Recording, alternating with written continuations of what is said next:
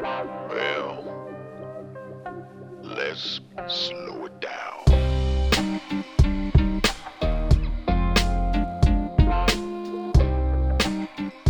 Every once in a while, something happens that is so unbelievable, you can hardly believe that it's true.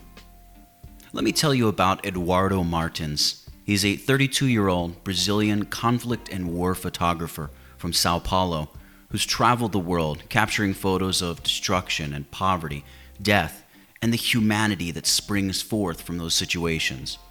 Eduardo is best known for his photojournalism covering the conflict in Mosul, Iraq, even while the city was still under control by the Islamic State of Iraq and Syria.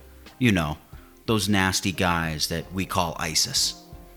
He's been published by the New York Times, the Wall Street Journal, Getty Images, Vice, and a bunch more media outlets, and he's also grown a following of more than 120,000 followers on Instagram. His story, quite simply, is too good to be true. Even from the ages of 18 to 25, he suffered with leukemia, and you could say that 7-year battle with cancer woke him up to life and made him realize he wanted something more, something bigger than just himself. So after he had soundly defeated cancer in 2014, he moved to Paris, and then a year later to New York, where he still lives today. He traveled the world surfing everywhere he could, from Fiji and Sri Lanka to Hawaii and Indonesia. He surfed what seemed like every destination in the world. He even said in an interview with Waves magazine, a Brazilian surf publication, that, quote, "Sometimes I make a work trip to a place that has waves and try to find a way to surf, such as in Africa. I always go to Mozambique and I enjoy surfing. Even when sick and cheated by chemotherapy, when I took time in the sessions, I tried to go to the sea. Surfing is my passion, and it's inside me. I do not live without the sea," unquote. He even has a story of how he almost died surfing near French Polynesia, and that his friends would sometimes refer to him as some sort of a surfing kamikaze.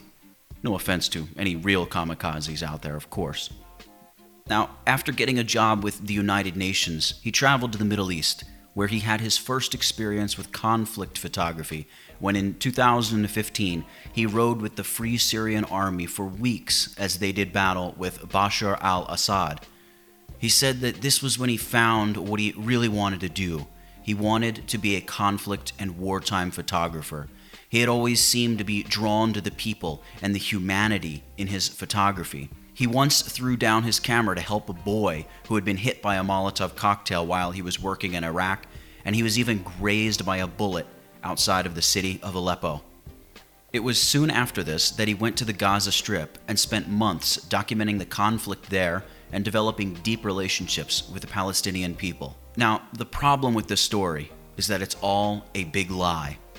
Eduardo Martins is the part real life and part imagined persona in a great modern photojournalistic fraud where the real perpetrator is still unknown. This con man stole the identity of Instagram user Max Hepworth Povey and photoshopped photos from his Instagram feed into real wartime scenes. By doing this, Martins was able to build a facade of a man who was really on the ground documenting war in the Middle East.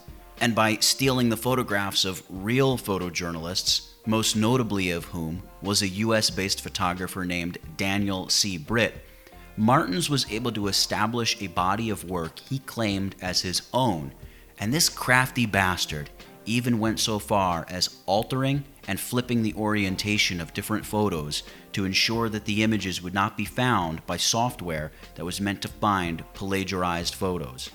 Martins used these photos to appear in multiple publications like Vice, The Wall Street Journal, Al Jazeera, BBC Brazil, and he sold them through agencies like Getty Photo, Zuma Press, and an outfit called Nur Photo. He also used the images and stories to amass his huge following on Instagram. Now, as the saying goes, all good things must come to an end, and his scheme got blown up in June of 2017 when he contacted the BBC and offered his story and photos for free, but he told them that he could not talk on the phone on account of the fact that he was in Mosul at the front lines and was afraid of the ISIS presence, and would only send audio recordings of himself. Psh, Mosul? More like Fosul. Personally, I'd love to hear those audio messages, but apparently the BBC didn't think to save them. I don't know. Now, as a side note, it seems that he always offered his photos for free. I would think that even if a huge media company like Vice or the BBC or the Wall Street Journal had insisted on paying the photographer for his work instead of taking free images, they would have established some kind of paper trail via that business transaction, and maybe we would know who this con man is, or maybe it just would have prevented this all to begin with. In addition, it would be interesting to know if agencies who had taken stolen photos, like Getty Images, Nurphoto, and Zuma, if they've sold any of those photos, where did those funds go? Certainly, a photographer like Daniel Britt deserves the funding for his risk of life and limb, as well as the skill and hard work put forth to capture the images that he did. Here is where the real hero of the story is introduced. Suspicions about Eduardo arose after a Brazilian journalist named Natasha Ribeiro, who was living in Lebanon, was not so sure that this guy's story held any water. And those suspicions only rose higher when she realized that her fellow Brazilian journalists, real ones, in Iraq and Syria had never heard of this guy. Martins also claimed to spend time with an Iraqi group called Peshmerga in a piece written by Vice which was titled On the Front with Peshmerga, which they have since retracted. But this claim was disputed by two Brazilian journalists who were actually there with Peshmerga, and they had never heard of Eduardo. In an attempt to confirm his identity, BBC Brazil asked Eduardo to reconfirm his identity, which he did using his favorite means of communication, an audio message by way of the WhatsApp messenger. He reiterated that he worked for the UN, specifically as a humanitarian, and also that he worked to help organize refugee camps. An attempt was made to find his credentials at the office of the UN High Commissioner for Refugees, but surprise, surprise, there was nothing to be found. At the same time that this was unfolding, back in Brazil, a photographer named Fernando Costo Neto was attempting to work with Eduardo and set up a gallery exhibition of his work in Sao Paulo, Brazil, to display photographs of Brazilian soldiers in conflict, but he soon lost contact with Eduardo and feared that he'd been kidnapped by ISIS forces. Neto reached out to fellow Brazilian journalists in Iraq, which was when he learned of the suspicions surrounding Eduardo Martins' identity. But in the meantime, Eduardo managed to reconnect with Neto and told him that he had just a small problem with an internet connection. Now, to add another wrinkle to an already bizarre story, BBC Brazil located 6 different women who all claimed to be Eduardo's girlfriend, and although none of them had met him in person, they were connected by social media. Now, personally, I was shocked to find out Tinder had set up shop in northern Iraq. But seriously, getting back to the story, this guy Fernando Costo Neto, who was setting up the gallery exhibition in Brazil, he reached out to Eduardo at the end of August 2017 and mentioned to him the suspicions swirling around his identity.